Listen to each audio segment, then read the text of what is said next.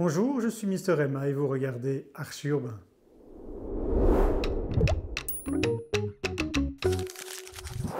Les premiers flocons de neige sont tombés sur Bruxelles et je vous propose de nous réchauffer le cœur en compagnie de matériaux bio et géosourcés.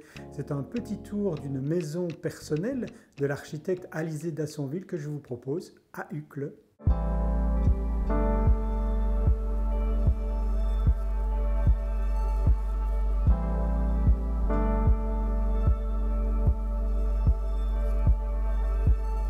On a acheté une toute petite maison ouvrière qui n'avait pas grand intérêt, qui était toute petite, en mauvais état par contre, qui était bien située sur un grand terrain et avec des voisins plus élevés. On l'a déconstruite.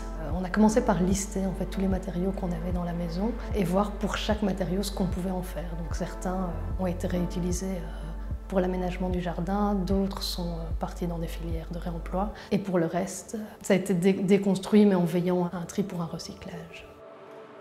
On avait pas mal d'ambition sur le choix des matériaux. On voulait que ce soit des matériaux naturels, donc soit biosourcés ou géosourcés, des matériaux sains à respirer pour les ouvriers qui ont dû les mettre en œuvre, des matériaux soit issus du recyclage ou recyclables dans le futur, des matériaux dont on maîtrisait la provenance, donc qui viennent d'un rayon assez proche du chantier, des matériaux qui soient couverts par toute une série de labels, Cradle du Cradle, Nature Plus pour le choix des peintures et autres.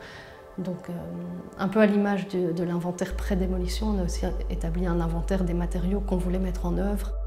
C'était assez évident pour nous qu'on voulait une maison en bois. Et donc on est en ossature bois préfabriquée. Donc ça permettait déjà d'utiliser un matériau qui est naturel, renouvelable, qui stocke du CO2, d'utiliser pratiquement pas d'eau pour le chantier. Ça permettait aussi, point de vue voisinage, d'avoir un chantier avec très peu de nuisances. On n'a que des assemblages mécaniques. Donc un jour, si la structure doit vraiment être démontée, chaque bois peut être récupéré, recyclé. Puis c'était aussi un choix esthétique, c'est qu'à pas mal d'endroits, la structure est laissée apparente, c'est chaleureux et ça permet de faire une économie d'autres matériaux de finition. Toute l'enveloppe est isolée à base de cellulose, donc c'est du papier recyclé. Toutes les cloisons intérieures isolées sur chantier ont été isolées avec du textile recyclé. On a sur certains murs de l'argile qui provient de terre bruxelloise, donc c'est aussi du réemploi. On a un plan de travail de cuisine en bouteilles plastiques et bouchons plastiques recyclés. En termes de finition, par exemple, à l'extérieur, on a aussi respecté un système de couches les plus indépendantes les unes des autres. Ça veut dire que si un jour on doit soit travailler sur le bardage parce qu'il est abîmé ou au contraire aller chipoter un peu à l'intérieur de la structure ou de l'isolant, on peut démonter, voilà, chaque matériau est complètement indépendant de son voisin. À l'intérieur, dans la mesure du possible, on a gardé cette même logique d'assemblage mécanique, de panneaux qui sont vissés plutôt que collés, cloués. Les gaines techniques, par exemple, sont restées accessibles par des panneaux vissés. Donc si à un moment il faut intervenir sur quelque chose, le réparer ou apporter une modification, on garde un accès assez facile aussi pour faire évoluer la maison et pour qu'elle puisse perdurer le plus longtemps possible.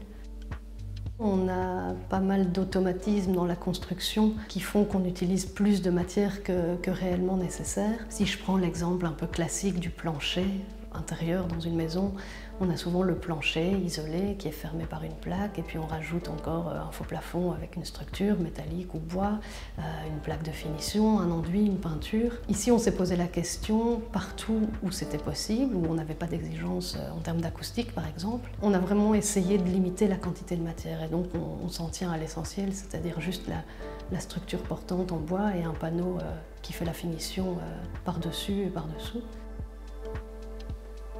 Je me suis assez vite rendu compte de la chance que j'avais en fait, en tant qu'architecte de pouvoir m'attaquer à un projet de ce type-là. Et c'était vraiment l'occasion pour moi aussi de diffuser un message et de servir un peu d'exemple à d'autres maîtres de l'ouvrage. Dans cette optique, on s'est porté candidat pour l'appel à projet Bi-Exemplari et la candidature a été retenue. C'est assez chouette parce que voilà, même si les ambitions étaient clairement présentes de notre côté, le fait d'être Bi-Exemplari, ça nous a quand même vraiment forcé et poussé à garder le cap.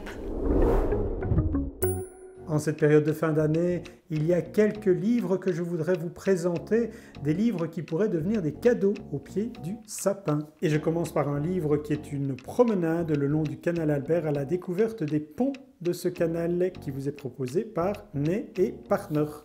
Le deuxième livre que je vous propose, c'est celui-ci. Il est édité par Urban Brussels et il parle de l'histoire d'un bâtiment iconique de Bruxelles, la Royal Belge. On vous en reparlera en détail en 2024. Et enfin, je vous propose un portrait de l'architecte Simon Gillissen-Oa chez Prisme Éditions.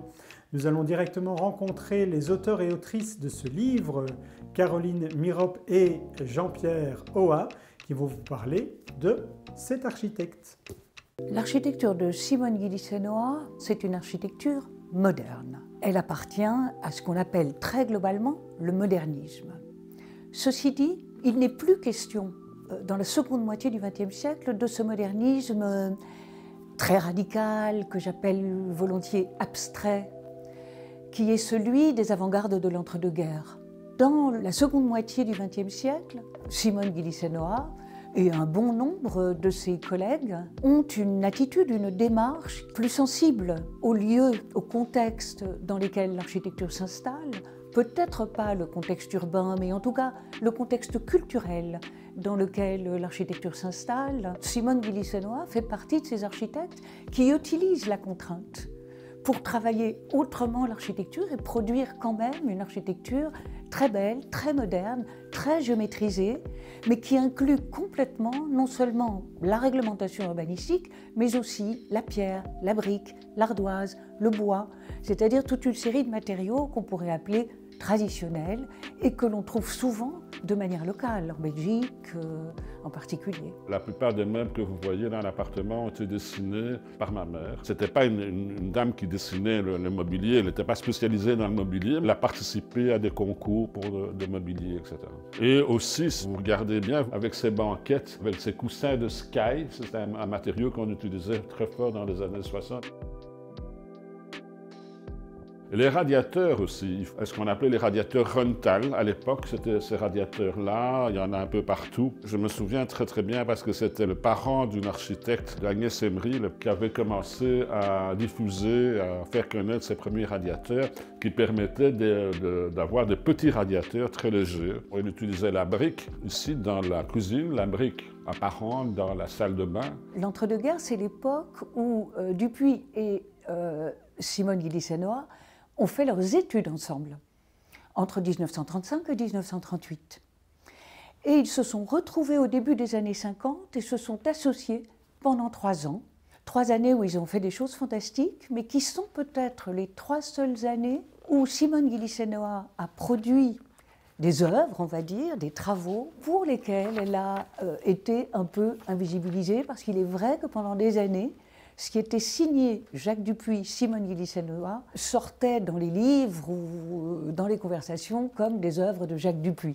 Mais ça s'est limité à 3 années, et je dirais en dehors de ça, ce qu'elle a fait avant, et surtout tout ce qu'elle a fait ensuite, lui ont été attribués de manière tout à fait officielle, connue et reconnue. Elle a toujours travaillé avec une petite équipe. C'était un petit bureau par rapport au bureau actuel où maintenant on se retrouve avec des structures de 100 personnes. Ça, bon, c'était quelqu'un qui travaillait de manière plus individualiste. Elle passait surtout énormément de temps le soir à la table à dessin, à redessiner. Je suis épatée par ce qui a été sa capacité de résilience, que je trouve exceptionnelle. Être seule à Paris à 12 ans, voire 13, passer seule de l'enfance à l'adolescence, très loin de sa famille, se construire seule à un moment qui est quand même un moment très fragile, et en plus en étant étrangère. Puis il y a eu l'épisode de la guerre et l'épisode des camps, qui est elle en est revenue vivante, heureusement. Elle était dans un camp de travail et non dans un camp d'extermination, mais beaucoup de gens ne sont pas revenus des camps de travail non plus. Et elle a tourné la page véritablement en choisissant de se reconstruire avec une force vitale, une énergie. Je ne sais pas si c'est admirable, mais c'est, me semble-t-il, exceptionnel. Elle m'a donné une éducation absolument magnifique. Elle n'était pas trop maman. Elle avait un caractère assez dur. Il fallait que ce soit un jouet abstrait contemporain. Il fallait visiter des maisons, des choses de Le Corbusier, par exemple. Pierre Putmans, qui est un ami proche et qui a bien connu ma mère, disait toujours ma mère était cette personne qui se remettait toujours en question. En fait. C'était jamais bon. Ce qui est assez étonnant, c'est que sa première commande, celle qui lui est passée officiellement en juillet 1946, elle revient tout juste des camps. Elle n'a encore rien construit. C'est un projet public important, qui est un centre sportif, et c'est le premier centre sportif qui avait un peu vocation à devenir un projet modèle en quelque sorte, un projet pilote plutôt. C'est le centre sportif de Jambes, et puis tout à la fin de sa carrière, et ce projet-là l'occupera pendant 20 ans, c'est un autre gros projet public, puisqu'elle est l'architecte du centre culturel de Tournai. Entre les deux, elle a fait pas mal de choses, mais je dirais surtout du logement. Globalement, elle a travaillé sur 25 maisons individuelles, je pense, avec, évidemment sans compter les projets qui n'ont pas été réalisés, il y en a toute une série. Elle me disait, quand on voyait la prison de Saint-Gilles, et qu'elle me disait qu'elle avait passé quelques mois dans cette prison, qui étaient des conditions absolument épouvantables à l'époque déjà, elle avait certainement envisagé de faire une prison plus humaine, enfin, je dirais. Elle aurait aimé qu'on lui soumette ce genre de programme parce que elle avait tout de même une fibre très sociale. Hein. Voilà, ce sera tout pour cette émission. On se retrouve en 2024. Et oui, c'était la dernière émission de cette année 2023. Je vous souhaite de très bonnes fêtes de fin d'année. Merci beaucoup et à bientôt. Au revoir.